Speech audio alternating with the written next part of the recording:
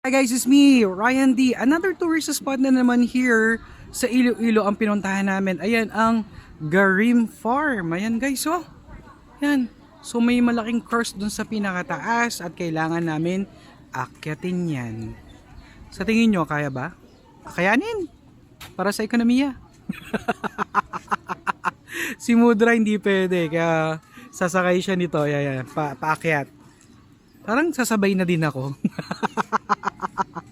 Guys, yung ganda oh. Medyo mataas to guys. Ayan oh. Ayan natin yung loob.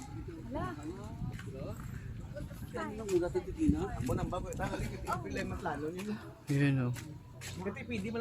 Uy, taas. Ganda guys oh. Para ka na rin na ganun yan. Nagpilitan siya kapag nakakit pa yung pinakatuktok at umabot ka doon. Similar to dun sa pinuntahan namin guys sa Coron, Palawan.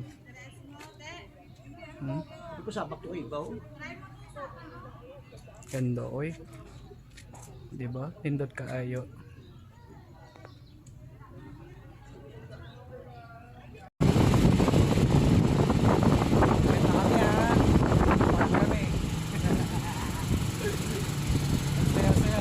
Diba ang saya kuya?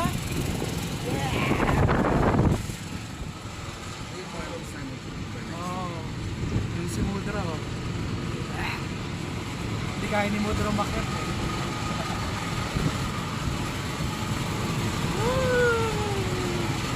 Akit kami guys dun sa may cross sa pinakataas. Buti na lang kamo may ganito.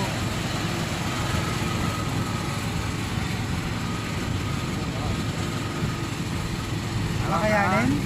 Hawak! Hawak!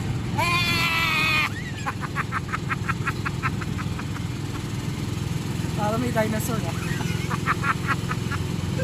Uy! Huwag saya.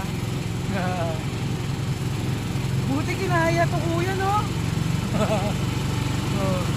Buti ka mo simento na to. At least another kaso lang pinakikak na inayos lang. A few moments later. So guys, ito na yung pinaka-tuktok or taas ng Garim Farm. Tapos ito yung malaking cross. Yan. Tapos ito na yung Divine Mercy Dark Meditation Tunnel. So ngayon, pasok tayo. Yan. Okay, entrance. Oh, I'm scared. Pero bawal ang maingay. Guys, ang dilim. Wala akong makita.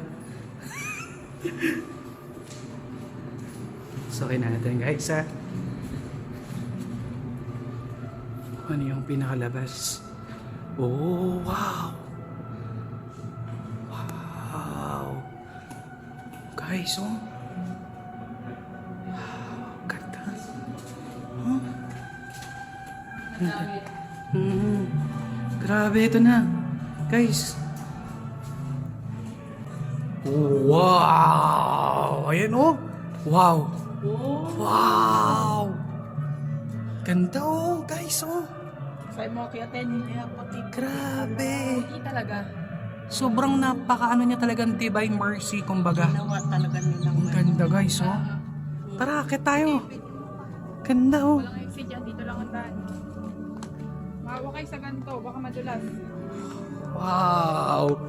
Guys. Grabe.